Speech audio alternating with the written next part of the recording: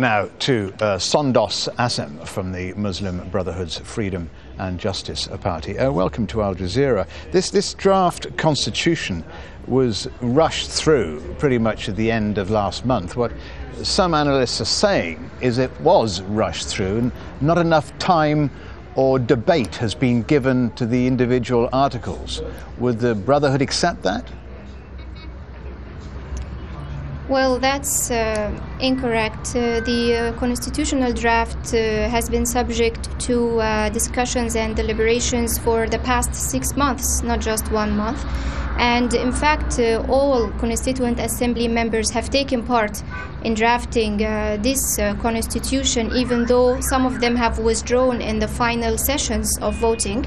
And therefore, this draft reflects all those members that have taken part in drafting it for 6 months. Every article in the Constitution has taken at least 300 hours of discussions and hearing sessions. And therefore, we believe that this draft has taken sufficient time and has listened to as much opinions as possible. At least 50,000 recommendations have been taken into consideration in this draft. 6 months consideration. We believe that such such criticism is unfair.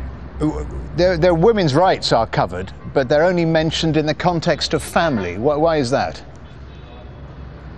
That's incorrect. The preamble of the Constitution clearly states that citizens, whether men or women, are equal before the law. Articles 8 and 9 of the Constitution clearly state that all citizens, irrespective of any background, are equal before the law. There are actually at least 4 articles in the Constitution that guarantee equality among all citizens, whether men or women, Muslims or non-Muslims. And this actually does not have to be mentioned throughout all the Constitution. We have an entire chapter on civil rights and freedoms, and all these articles refer to all citizens, whether men or women, Muslims or Christians. Well, Egypt's going through this great upheaval at the moment. You have to agree with that. There have been rival marches of supporters and opponents of the president. There have been vicious street battles, sectarian taunting.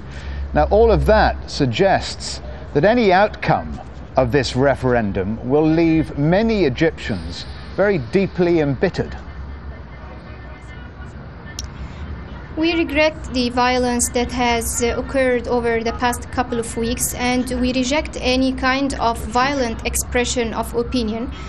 We believe that whoever wants to express his or her opinions should express it peacefully and through the agreeable democratic means. And that's why we believe that having the referendum today would take us out of this instability and would bring about a democratic system that is a matter of consensus among all those diverse currents in Egyptian society. That's certainly debatable, because in outline the new draft seems to, from my reading anyway, differ very little from the constitution that prevailed until the fall of Hosni Mubarak's regime.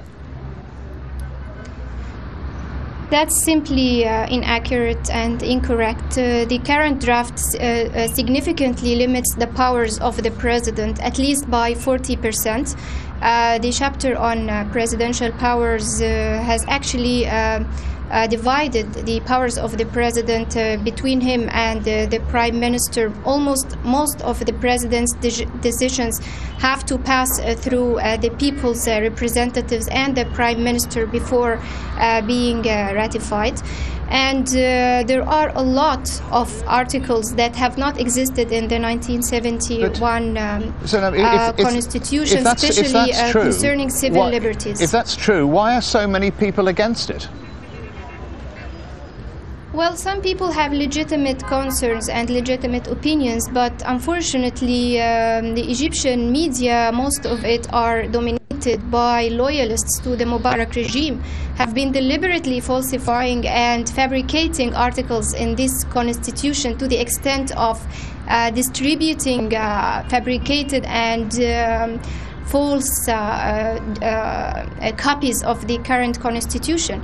Yesterday, the Constituent Assembly has held a presser to clarify all those misinterpretations and misconceptions regarding the constitutional draft.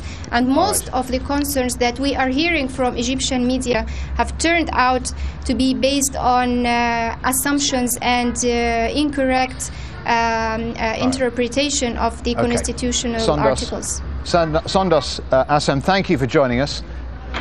And apologies for the loss of picture towards the end. We were having problems with the satellite. It's nothing to do with Egyptian television or Al Jazeera. So